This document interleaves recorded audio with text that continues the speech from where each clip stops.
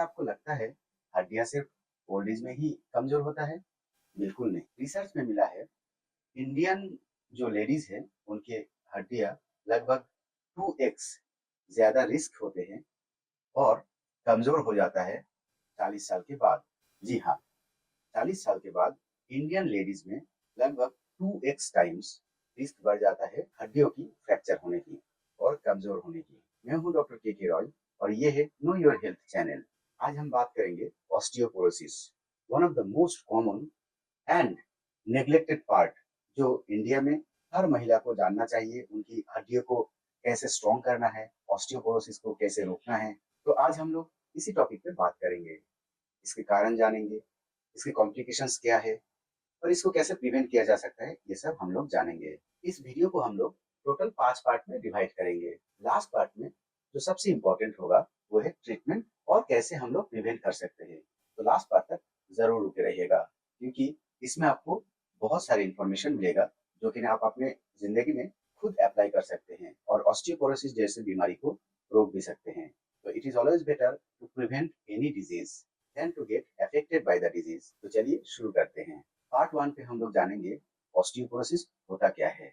Osteoporosis एक हड्डी की बीमारी है। इसमें हड्डी कमजोर हो जाता है और हड्डी में छोटे छोटे बबल जैसे पोर्स बनते हैं जिससे कि ना ये बहुत ही कमजोर हो जाता है। ये पोरस के साथ साथ ये ब्रिटल मतलब बहुत ही फ्रैक्चर प्रोन हो जाता है। मतलब बहुत ही छोटा सा एक अगर ट्रॉमा हुआ तो ये हड्डी फ्रैक्चर होने की संभावना बढ़ा देते हैं। तो आप समझ सकते हैं अगर कोई भी हमारे शरीर में बोन फ्रैक्चर हो जाता है ये कितना डेंजरस हो सकता है और आपके लिए कितना पीड़ादायक हो सकता है। पेन तो है ही, इसके मैनेजमेंट भी लॉन्ग टर्म होता है क्योंकि या तो प्लास्टर करना पड़ेगा, नहीं तो मॉडर्न साइंस में आपको सर्जरी करके हड्डी को प्लेटिंग या फिर दूसरी तरह की ऑपरेशन की जरूरत पड़ेगा। तो क्यों हम लोग इसको इनवाइट करेंगे, why not to prevent it. चलिए और भी डिटेल जान लेते हैं। चलिए हम लोग कुछ ऑस्टियोपोरोसिस में इन्वेस्टिगेशंस के बारे में जान लेते हैं जो कि ना इजीली अवेलेबल है और आपको करने की जरूरत भी हो सकता है। क्या क्या इन्वेस्टिगेशन से वन बाय वन जान लेते हैं। नंबर 1 पे है एक्सरे, जो कि ना हर कोई सेंटर हर कोई गांव में भी है और लोकल एरियाज में भी है, शहर में तो है ही। एक्सरे करना बहुत ही इंपॉर्टेंट है। एक्सरे तब और भी इंपॉर्टेंट हो जाता है अगर आपको थोड़ी सी चोट लगने के बाद बहुत ज्यादा दर्द होता है। ये सस्पेक्ट करता है किसी फ्रैक्चर को दर्शाने के लिए। एक्सरे की एक लिमिटेशंस भी है। एक्सरे अर्ली ऑस्टियोपोरोसिस को डिटेक्ट नहीं कर सकता है। 2 नंबर पे है ब्लड टेस्ट, जो कि ना रूल आउट कर सकता है सेकेंडरी कॉजेस को और बोन हेल्थ को भी एसेस कर सकता है। चलिए जान लेते हैं। Serum calcium and phosphate level, अगर आप न्यूट्रिशनली डेफिशिएंट है तो ये लेवल कम होगा। 25 hydroxy serum vitamin D level, जो लोग विटामिन डी डेफिशिएंट होते हैं उनकी ऑस्टियोपोरोसिस होने की संभावना बहुत ज्यादा होते हैं और रिस्क भी बहुत ज्यादा होते हैं। Parathyroid hormone level, parathyroid hormone level अगर सेकेंडरी हाइपर पैराथायराइडिज्म है तो फिर ऑस्टियोपोरोसिस या फिर ब्रिटल बोन होने की संभावना बढ़ जाता है। थायराइड प्रोफाइल जैसे कि T3, T4 and TSH, hyperthyroidism में बोन लॉसेस ज्यादा होते हैं। Renal function test, renal function अगर डिस्टर्ब हुआ जैसे कि किडनी फेलियर में बोन डेंसिटी लॉस होता है और ऑस्टियोपोरोसिस ज्यादा होते हैं। लास्टली लिवर फंक्शन टेस्ट, ये डायरेक्टली नहीं इन्वॉल्व है बट अगर मेटाबॉलिज्म डिस्टर्ब हुआ तो ऑस्टियोपोरोसिस होने की संभावना भी बढ़ जाता है। तो ये बेसिक इन्वेस्टिगेशन है जो कि ना हर सिटी में हर गांव में हो सकता है। चलिए अब स्पेशल टेस्ट के बारे में बताते हैं। 3 नंबर पे है bone mineral density, BMD scan और डेक्सा स्कैन भी बोला जाता है। ये गोल्ड स्टैंडर्ड इन्वेस्टिगेशन है ऑस्टियोपोरोसिस डायग्नोसिस करने के लिए। ये ऑस्टियोपोरोसिस देखते हैं स्पाइन में, हिप में और फोर आर्म बोन में। टी स्कोर बोल के एक स्कोर होता है जिससे हमें पता चलता है कि बोन मिनरल डेंसिटी और डेक्सा स्कैन ऑस्टियोपोरोसिस में पॉजिटिव है या नहीं। नेक्स्ट है 4 नंबर पे बोन टर्नओवर मार्कर, ये एक एडवांस टेस्ट है। ये छोटे शहर में नहीं भी हो सकता है लेकिन ये स्पेशलाइज टेस्ट है। जैसे कि ना एल्कलाइन फॉस्फेटेज, ये बोन स्पेसिफिक है और ये इंक्रीज होता है अगर बोन टर्नओवर ज्यादा है तो। CTX, जिसे सी टर्मिनल टेलोपेप्टाइड बोला जाता है, और NTX, ये दोनों बोन रिजॉर्प्शन को मेजर करते हैं। लास्टली है ऑस्टियोकैल्सिन, ये बोन को ये मार्कर फॉर बोन फॉर्मेशन। तो ये सब स्पेशल मार्कर्स है जो बोन टर्नओवर को आपको क्लियरली बता सकते हैं। लास्टली है 5 नंबर पे कुछ हार्मोनल एसेस जैसे कि ईस्ट्रोजन लेवल पोस्ट मेनोपॉजल महिलाओं में ये लेवल कम होते हैं, और मेल में टेस्टोस्टेरोन लेवल जो कि ना आफ्टर 40 इयर्स बहुत कम हो जाता है। तो ये नॉर्मल कुछ टेस्ट है जिससे हमें पता चलता है कि ऑस्टियोपोरोसिस है या फिर नहीं है, या फिर होने की संभावना है या फिर नहीं है। चलिए हम लोग नेक्स्ट पार्ट में चलते हैं। अभी तक अगर आपको ये वीडियो की इंफॉर्मेशन अच्छा लगे तो जरूर वीडियो को लाइक कीजिएगा और चैनल को सब्सक्राइब कीजिएगा, दोस्तों के साथ शेयर करिएगा और पूरा वीडियो जरूर देखिए क्योंकि और भी बहुत बहुत इंपॉर्टेंट इंफॉर्मेशन आने वाला है। चलिए पार्ट 2 में हम लोग स्टार्ट करेंगे और जानेंगे why Indian women are at higher risk. India की महिलाओं में ऑस्टियोपोरोसिस की रिस्क ज्यादा क्यों है?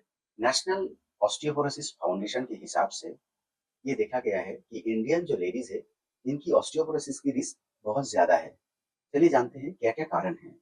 नंबर 1 है लो कैल्शियम इंटेक और लो विटामिन डी इंटेक।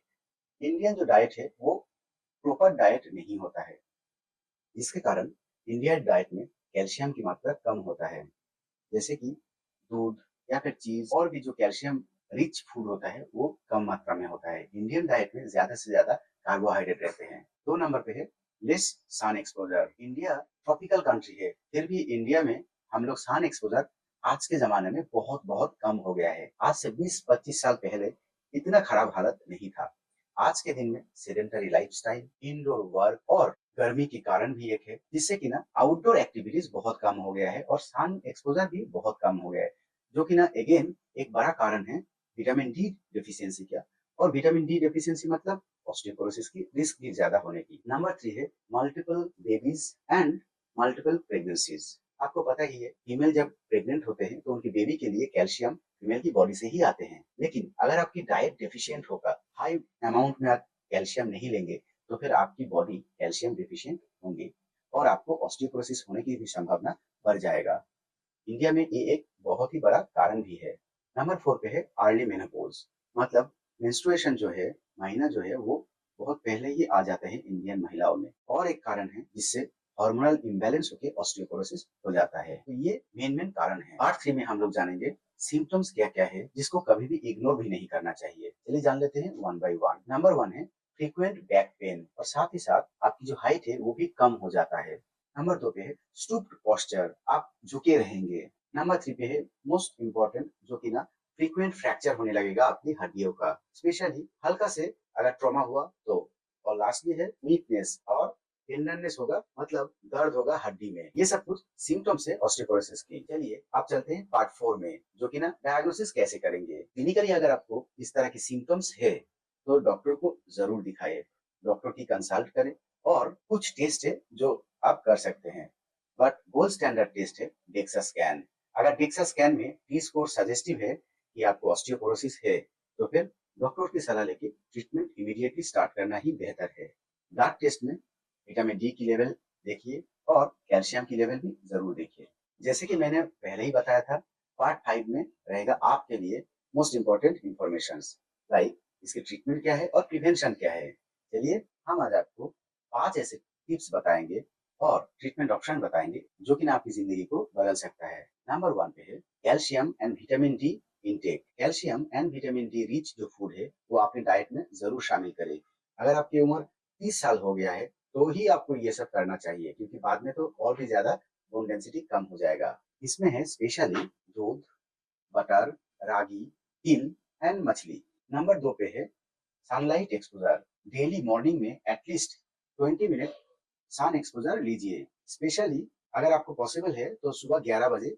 अगर 11 बजे बहुत ज्यादा सन एक्सपोजर और हीट रहते हैं, सुबह की 8 बजे भी आप कर सकते हैं। आपको ऐसे करना है कि आपके हाथ और पैर ओपन रहे। बस 15 से 20 मिनट की एक्सपोजर आपके डेली नीड के लिए काफी है। नंबर 3 पे है वेट बियरिंग एक्सरसाइज, जैसे कि ना योगा हुआ, कुछ जिम एक्सरसाइज हुआ और वॉकिंग हुआ। ये सब करने पे आपकी बोन की जो टर्नओवर है वो ज्यादा होगा और बोन डेंसिटी भी इंक्रीज करेगा। नंबर 4 पे है लिमिट या फिर स्टॉप करे अल्कोहल एंड स्मोकिंग को, क्योंकि ये बोन रिजॉल्व करते हैं और बोन डेंसिटी कम कर देते हैं। नंबर 5 पे मोस्ट इंपॉर्टेंट, जो महिलाओं को मेनोपॉज हो चुका है, मतलब महीना बंद हो गया है, पीरियड्स बंद हो गया है, वो जरूर डॉक्टर के कंसल्ट करे। डॉक्टर से कंसल्ट करके विटामिन डी की सप्लीमेंटेशन ले और कैल्शियम के भी सप्लीमेंटेशन जरूर स्टार्ट करें, क्योंकि इन महिलाओं में ईस्ट्रोजन बोल के हार्मोन की बहुत ही कमी होते हैं, जो कि ना कैल्शियम की जो मेटाबॉलिज्म है उसमें बहुत ही ज्यादा हेल्प करते हैं। तो ये थे 5 बहुत important preventive and dietary changes in your life.